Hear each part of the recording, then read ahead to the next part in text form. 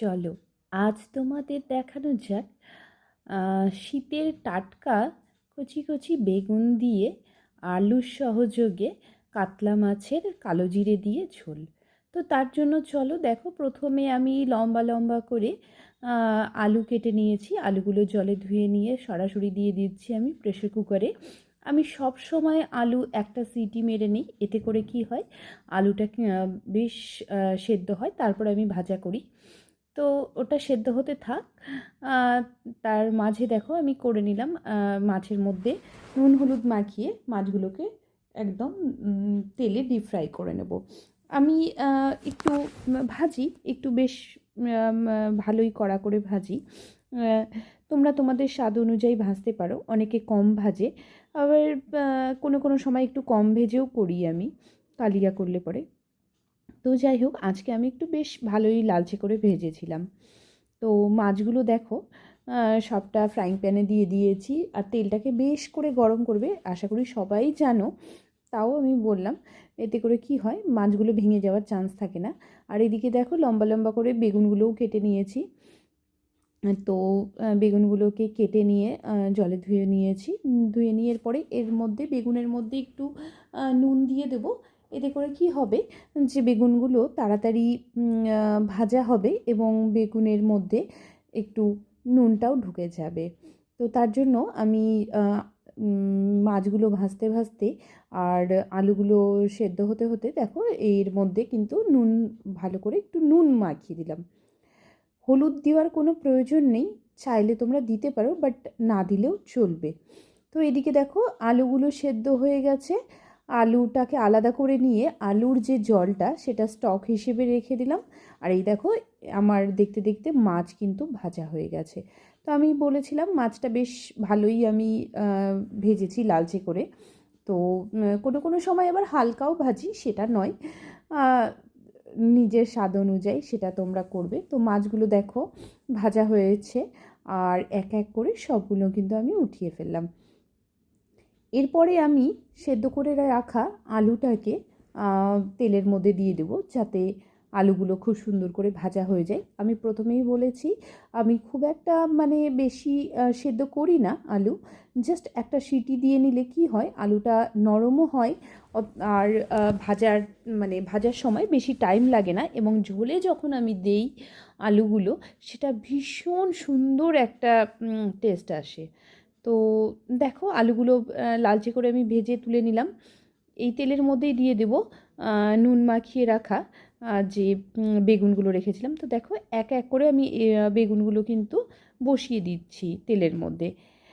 বেগুনগুলোকেও ভীষণ সুন্দর করে ভাজবো লালচে করে, মানে অলমোস্ট আমাদের সবগুলো সবজিই মানে আলু আর বেগুন কুক হয়ে যাবে। আচ্ছা, এখানে একটা কথা বলি, এই এই যে ঝোলটা আজকে আমি করছি এটাতে কিন্তু আমি হাতে করা বিউলির ডালের বড়ি দেই। তো সেটা আমার ভালো লাগে, তোমরা চাইলে কিন্তু এর মধ্যে অ্যাড করতে পারো।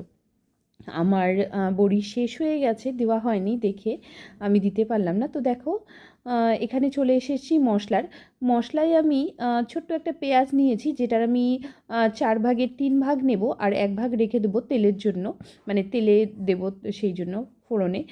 আর এখানে ছোট্ট একটু দেখো আদাকে কুচি করে কেটে নিয়েছি, সেটা দিয়ে দিলাম। আর 2-4 কোয়া রসুন ছিল, আর কাঁচা লঙ্কা সেটা দিলাম। আর এখানে দিলাম দেখো কালো জিরে, আর হচ্ছে সাদা জিরে দুটোই।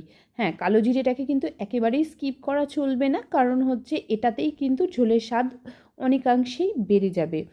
তো মশলা হতে হতে দেখো আমার বেগুনগুলো কিন্তু পুরো ভালোভাবে সেদ্ধ হয়ে গেছে এবং ভাজাও হয়ে গেছে, সুন্দর করে একদম লালচে ব্রাউন করে আমি ভেজে নিয়েছি।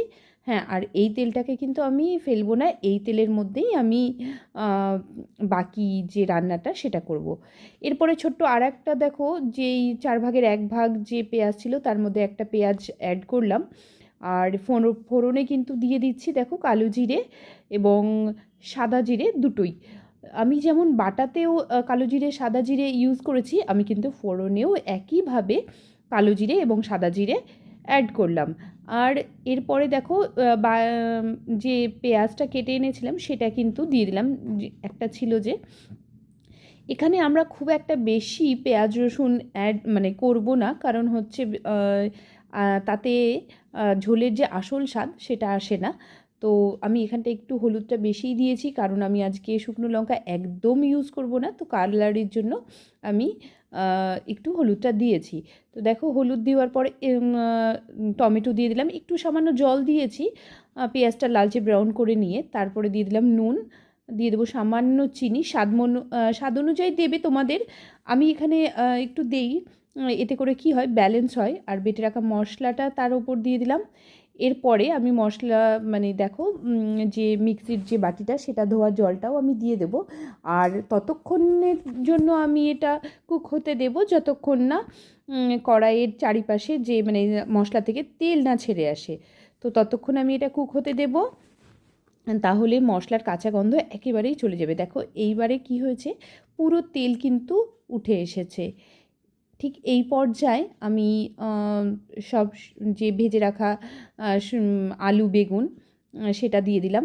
এরপরে বেশ সুন্দর করে এটাকে একসঙ্গে মিক্স করে নেব। মিক্স করে নিয়ে আমি বেশিক্ষণ আর ফোটাবো না, কারণ হচ্ছে অলরেডি আমার সব কমপ্লিট মানে সেদ্ধ হয়েই গেছে। স্টক হিসেবে যে জলটা তুলে রেখেছিলাম সেটা কিন্তু ঝোলের মধ্যে দিয়ে দিলাম। আর এরপরে মাছ দিয়ে দেবো, জাস্ট ফুটলেই আমি নামিয়ে নেব। হ্যাঁ, এখানে তোমরা কিন্তু ধনেপাতাও অ্যাড করতে পারো। বড়ি আর ধনেপাতা পড়ে গেলে এটাতে কিন্তু সোনাই সোহাগা হয়ে যাবে। তো দেখো আমাদের ঝোল কমপ্লিট হয়ে গেছে। শীতের দিনে কম পেঁয়াজ রসুন দিয়ে এই টাটকা মাছের ঝোল সত্যি বলতে অনবদ্য লাগবে। বেশ শীতের দুপুরে, এখন তো আর সেই উঠোন আর সব কিছু সেই উঠোনে বসে খাওয়া সেটা উঠেই গেছে। তো চাইলে তোমরা ব্যালকনিতে বসে এই যে টাটকা মাছের ঝোলের স্বাদ সেটা কিন্তু অবশ্যই উপভোগ করতে পারো। আর ঝোলটা কেমন হয়েছে তোমরা একবার ট্রাই করো, করে নিয়ে আমাকে জানাবে। এটা অবশ্যই যে কেমন হয়েছে আমাকে জানাবে। হ্যাঁ, সামনে আমি ভিডিও দেব, বড়ি বানাচ্ছি আমি, সেইগুলোর একটু ভিডিও এডিট করতে পারছি না।